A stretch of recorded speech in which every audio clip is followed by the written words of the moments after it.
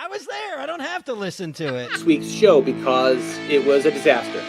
When you live in a beach resort, it's easy to forget whether you are playing or working. On each week's show, we settle in with a cocktail and try to figure out if there is a difference. This is Day Drinking on Delmarva. I was like, hey, you want to do this live? And I'm like, sure. Yes, I am Todd from GoodCleanFunLife.com. And I am Tony Russo, no relation, and you're listening to Day Drinking on Delmarva, a podcast about life and culture on the Delmarva Peninsula. And we have tons of fun stuff to talk about today. Actually, one thing I'm really looking forward to, but I have a couple cool things myself. But before we get started, I want to let you know that we're here from the Crowbar. We're coming live from the Crowbar. I started wrong. And whenever I start wrong, I can never get it back. In Berlin, an excellent secret spot, except for me. I'm coming from Delmar, which is neither excellent nor is it secret. I had a little anti-Delmar temper tantrum before, and I'm still kind of reeling. I've got to admit it. But before we get to everything, we like to talk about our sponsors. Our sponsors each week are what we are drinking. Mm-hmm. Unless you want to sponsor us, in which case just reach out. And this week, my drink is water. I'll be babysitting. Actually, I've got to go over and I get to go over and babysit my grandson. Mm-hmm. While my daughter goes away. So I get to babysit both grandsons, but one will definitely be asleep, which is unfortunate. But the other one will not be asleep, and that will be fun. Well, I'm sponsored today by Hillbilly Vine, which is an American bourbon whiskey. I've had it before. And the fun thing about this is it kind of ties into a little bit of the stuff that I've been doing recently. In that I had it, it's kind of sweet. It has that appley, kind of flavor to it. And I had pretty much set it aside because it wasn't going to be it was going to be if somebody came over and asked for bourbon, I was going to give this to them. Right. So they would never ask me for bourbon again. That'll learn them. And it was sitting, it ended up being the fuel that helped me finish my wood parlor, which, I realized that this is not best served over a glass or over rocks or in a glass. It's best served cold in the garage, straight from the bottle, and just a swig or two will do you. If I can, I'd like to take this opportunity to point out that in Eastern Shore Beer, a book that I wrote of 5 or 6 or 7 years ago at this point, I talk about how you should drink a little bit while you are doing manual physical labor. Mm-hmm. We call beer in my house liquid aspirin for that reason. They used to do it. They used to give it to the slaves. They used to give the slaves the rum punch to keep them from, it loosens your muscles up. It keeps loosens your attitude up, and keeps you warm on a cold day like this. And of course, if you don't get the mixture right, it also causes fights. So it's like a strong balance, a slight balance you have to take. But during the week, sometimes I do tend to have a drink, and I promise one time during the week when I have a drink in the very near future, I'm going to tag us in it. Mm-hmm. I've not done that so far. But can you talk to us? I would like to tell you a story about drinking out of the bottle. But before that, can you tell us how people can find us online? Well, if you're watching us or you can watch us record this live on either the Good Clean Fun YouTube page. This week, we are decided to go ahead and post it up on the Good Clean Fun Facebook page. I don't know why, just did. But we're trying to live on Instagram as well, posting pictures of what we're day drinking. And that's a great place for you to also share what you may be day drinking. And you can find us at Day Drinking on Delmarva on Instagram. I don't know if I told you about drinking whiskey on the documentary. Did I tell that story? While you drinking whiskey during the documentary? I don't know. I'm going to retell it now. Okay. I'm going to start promoting my book, which has a tentative name that I'm going to talk about in 2 weeks. I think I have to make sure it's locked in. Right. But I'm writing a book about the Sherry Shriner cult, and I participated in a documentary about the Sherry Shriner cult, and it will be out in March. So excited. And one of the things I'm going away that month. one of the things I think that it's one of those things that I hope to hell doesn't make the documentary. And I mean that, but I'm really just afraid that it's going to, and there's nothing I can do about it. Right. So I went to Pennsylvania, and they just, as a social distancing measure, they rented a house in Pennsylvania that was supposed to stand in as my house where I do my work. Right. And they were doing shots of me working, and then they were talking. And at one point, they gave me a list of people to call who I've already called and who all hung up on me. Yeah. But they're like, well, let's see them hang up on you. So we go out onto the back porch, the back deck there, and this is the Poconos, and it's 40 degrees. And I'm just wearing a shirt. We're going out. I'm going to make 5 phone calls. 5 people are going to hang up on me, and then I'm going to go back inside. So, and this is a bit of a spoiler, but it's not much of a spoiler. Somebody answered the phone, and they agreed to talk to me. Which was fantastic, except my phone was dying and it was freezing, and the cameras were already set up, so they couldn't follow me inside or anything. Right. So I ran inside and got one of those portable chargers to plug my phone in so it would keep going. And I started doing this interview. And I just started getting colder and colder. And at one point, my teeth were chattering because this is embarrassing to tell. At one point, my teeth were chattering because I was so cold. Right. And I was living there too, it wasn't just a set. So of course, on the table was a bottle of Woodford Reserve and a shot glass. So I'm shivering and shivering and shivering, and the conversation's going well. It's just, and so then I reached over and I couldn't help myself. I popped a half a shot, and I just took it just to make the chill go away. And the chill went away, and we finished talking, and I really was just doing, and like, as I did it, I'm like, oh, that's going to ruin the shot. And so when I was done, I said, I'm sorry. I just was so cold. I just needed that. And they're like, oh, we're leaving that in. And of course, I hope to Christ they don't, only because it has to look awfully staged. Right. It has to look like, oh, you got me information. It's just I'm not going to come off well. Not only are they going to leave it in, if it were me, Tony, I would cut it and then repeat it. Like after you ask a question, they answer it, and then they have you doing a shot. A shot. It was my face. I'm not drinking today at all, but my face is terribly, terribly red just thinking about it. I don't know if I have the constitution to actually watch the documentary. So we were talking to some friends, and they were talking about, I guess there's a show on, I don't know, maybe VH1 or something, and it's like behind the memes, like they used to have behind the music. Oh, I see. And they were talking about a couple of them, and I brought up your biggest fear and how it's my biggest 2021 wish of you becoming a meme. Yeah, I worry about it a lot. Yeah. There's nothing to be done for it now. I would like to lose 70 or 80 pounds just so I can stand all of the, as large as I'm going to be on large televisions. I would like to not be that in real life. I don't know if that's going to happen or not. But I just got my first book back. I finished my book and I sent it out to a couple of writers who I trusted, so they could take a look at it. One of them was Stephanie. I can say it was Stephanie Fowler. One of them was not me. One of them was not you. No. I'll send you a nice one for you to put and collect dust. I'll make sure it gets a dust jacket. Thank you. But one of the weird things about writing a book is you get to a point where you can't go any farther. Right. And also it's not good. And so you have to have people who can look past how bad it is to tell you why it's really bad. Right. Like, I know that, there are some construction problems, and I know that there are some, but I don't know what people don't understand. Right. I don't know what makes sense. I don't know what are bad narrative choices.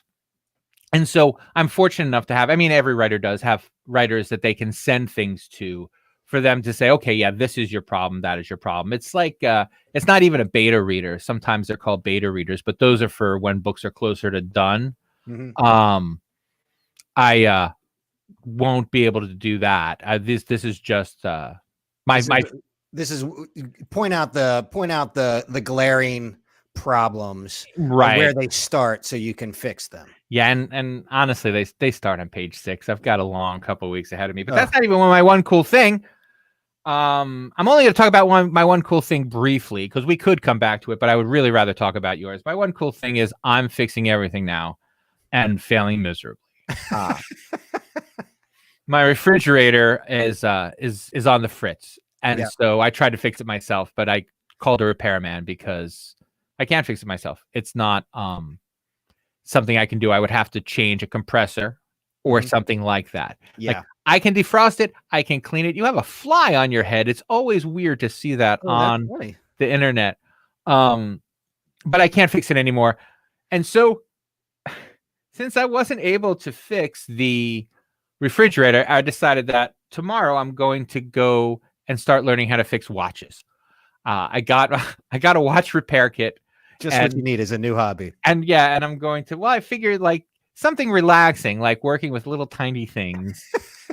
That's not at all fine motor frustration. I think I'm just going to go in my room and take a watch apart. I don't know what I'm thinking, but that's my one cool thing this week. I've started to, I can change the band now, and I can change the batteries. And I'm going to start doing more fun stuff in this coming week. So I'm looking forward to tinkering with the occasional watch. Well, similarly, I am fixing things and succeeding remarkably. The wood parlor is done. I had a cord of wood delivered, which I feel like is a very Eastern Shore thing, and kind of excited about actually figuring out what the actual measurement of a cord of wood is. I could talk all day long about it, but my one cool thing is, again, deepening the Eastern Shoreness of the family and all, like the woodworking and all of the stuff that I've been doing over the last couple months in between all of the, digital work. Right. Is on Friday morning, after Thanksgiving, my daughter went hunting, and Nellie went hunting on her boyfriend's property. And that's a thing that almost everybody does. Yeah. Like the day after Thanksgiving is a huge hunting day. Right. So they were in 3 different stands. One brother was over there, dad was over somewhere else, and it was a whole family event. Well, Jake and Nellie spotted a deer. At first, Jake thought it was a doe. Nellie confirmed it was a buck. He shot it. And just today, just before recording this, I had some venison jerky, from the butcher that's no less than a week old. And I don't know, I think that's pretty cool. So Nellie, who is very artistic and I don't think would fit the typical stereotype of the girl who wants to skin a deer. But that's her, and now she has a deer pelt that she's relishing in, and we got some good meat out of it too. So that's cool. All right. Now you're gonna scare me. Well, I'm not gonna scare you. I'm going to tell you a different story that happened in the Midwest, and I'm going to make up about 30% of this. So deer get a thing that they call wasting disease. Okay, and there is an epidemic of wasting disease, but I think it's just in Wisconsin. Okay. And if you shoot a deer in Wisconsin, you have to cut off its head and mail it to the CDC to make sure that it doesn't have wasting disease. Oh man. Before you're allowed to eat the meat. Yeah. Because it's kind of like a mad cow type thing where it can transfer to humans. It doesn't always, but B, I said to my daughter, I'm like, it's deer season. How many heads can they be getting? Like right. Millions. And so then it occurred to me, that it probably is like in an area, like the hunters in an area say, okay, there's wasting disease around here. Make sure you send your head in, because the CDC can't possibly be getting 800 million deer heads in the mail. Or is it like they need to send in a sample, No, the whole, I mean, it's also my daughter, and she's as wacky as I am. So she might have just misunderstood, but she said they had to send in the whole head because they had to check the brain. Yeah. And I'm like, I don't know. So I didn't know. My question was, did you ever hear about that? Unfortunately, the answer is no. I was afraid the answer was going to be no, but I had to ask the question. Well, and I'm glad that you asked the question, and that, the real thing is I'd literally just ate a piece of meat. Like if you had asked that, and I'm like, oh, maybe I'll check into that before we make up some Bambi burgers or something like that. But the jerky's good, and I'll let you know next week if I have wasting disease. Zombie deer. I wish I could hunt. I really hope to hunt. I really hope to hunt someday in the relatively near future. I want to go duck hunting. I don't want to go deer hunting. Yeah. I don't want to go deer hunting because duck hunting is cold. Yeah. But deer hunting is arduous. Yeah. Like you got to pick it up and carry it out. You can't, I guess if you live on the farm, right? Mm-hmm. Then you're like, okay, well, we'll drag it. But I mean, what would I do? Like if I went out in the woods and I shot a deer, I'd have to carry it all the way home. I'd have to get it home. I would throw it on my Mazda 3. Right. I mean, you could. I should. Yeah.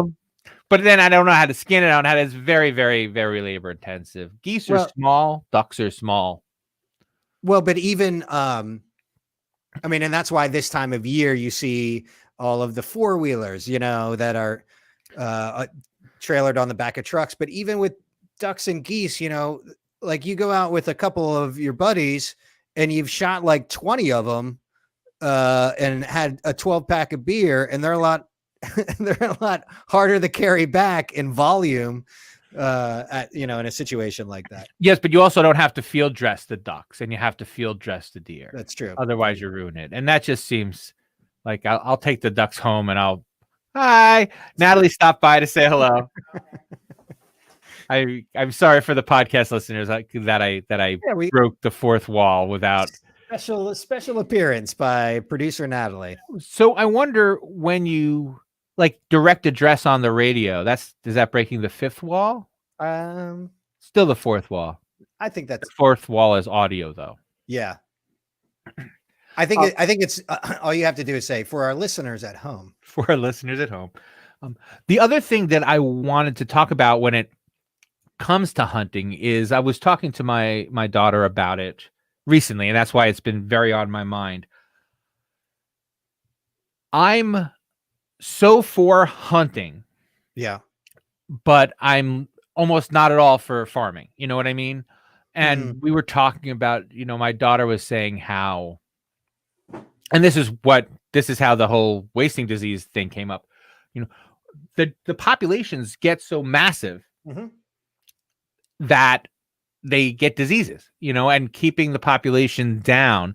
Now, if, for people who are against hunting, what they would say is, well, if you didn't hunt for 8 years, the population would normalize and everything would be cool. Maybe. And I'm sure that's kind of true, but there would have to be a huge disease that kills off all the deer. Right.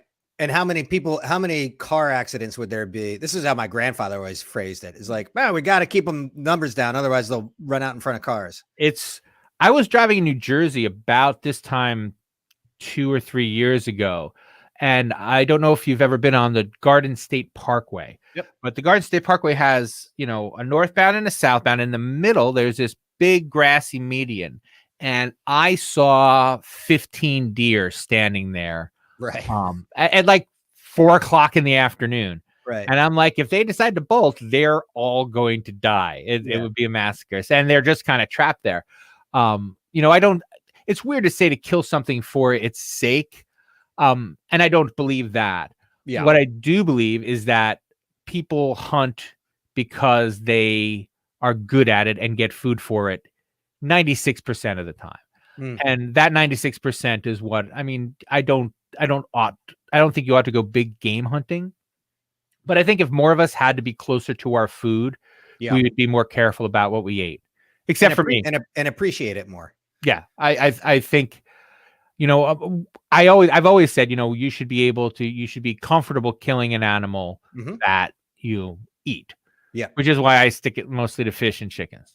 Well, and I feel the same way, and I think that I imagine that's why Nellie has never had a problem with the idea of it, and and growing up on the Eastern Shore and it being so prevalent. I mean, it's prevalent everywhere, any rural area, but I think it's funny, somebody had said to me, it's like, oh, that surprises me that she would do, or she was that type of girl. And I'm like, she loves animals. She really loves animals. And part of that is respecting, that nature of it, the hunting nature. Right. It's something that's just part of the culture. And for us, we're kind of the family who we are very much into quality and sustainability and and all of those things. And there are, like, as you kind of alluded to, with at least with factory farming, there are a lot of negatives, and there's a lot of this fun movement with like homesteading, even on small plots of land, and like integrated out agriculture, and the other word that is escaping me right now, but permaculture. Yeah. So like everything, the biggest little farm, what John Chester has done with his little film and about his farm out in California. Right. And it's I think it's fascinating. I think it is it is enjoyable. I think it brings the family together. I think there's so many like small scale victories that come out of it that more people should be interested in. And when we were talking about this, one of the things that I spoke about, the thing that's interesting to me most about it, is the ecological implications of, but it's not just factory farming. And it's weird that we're talking about this because this wasn't the plan. But it's like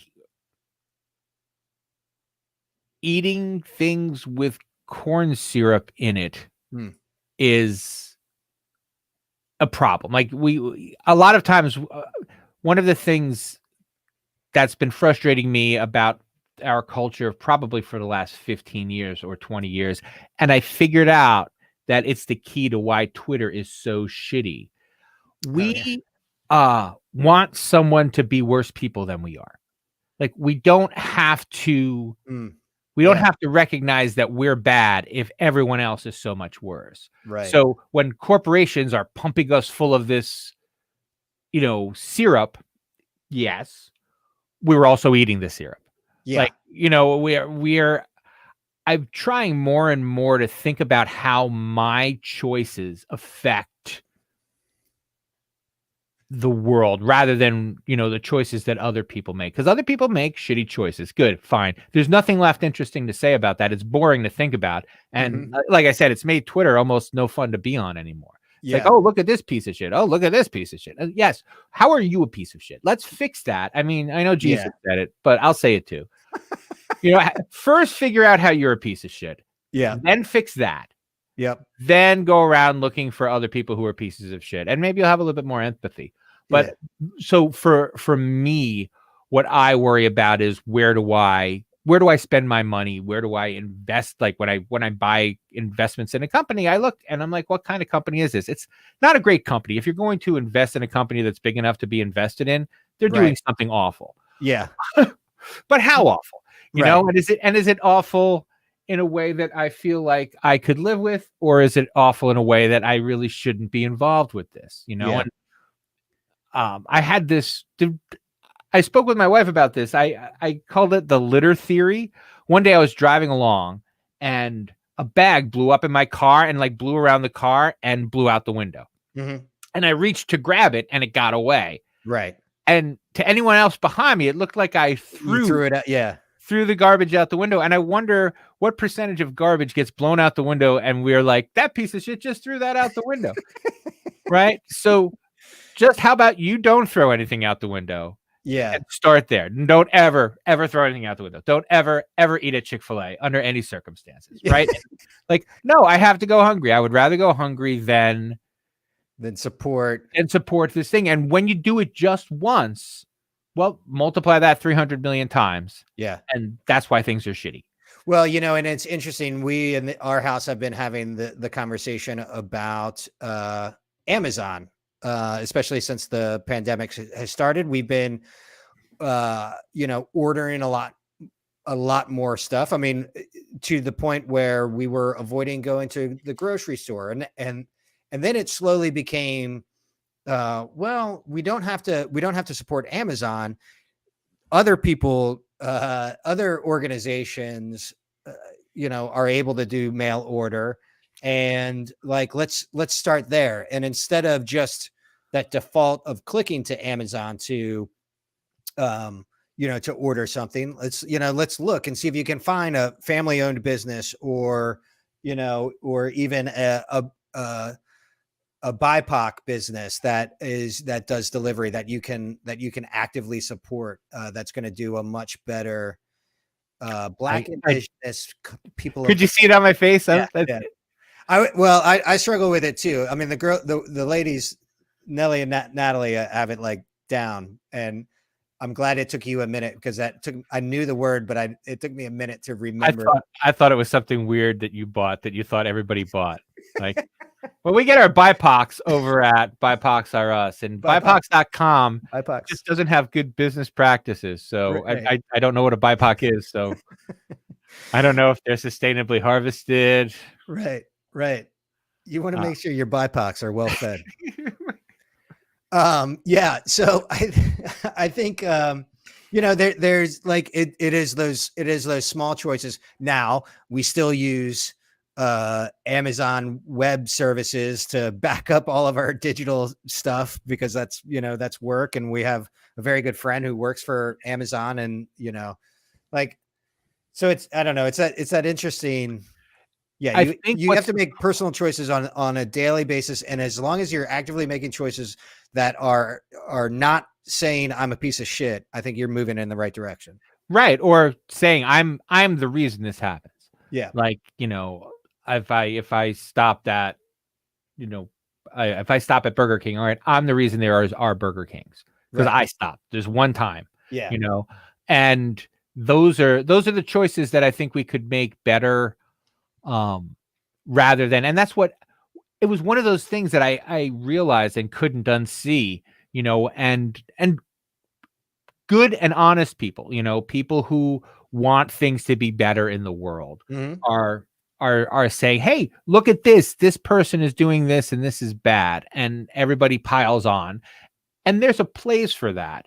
But I worry increasingly that that's how our morals work now.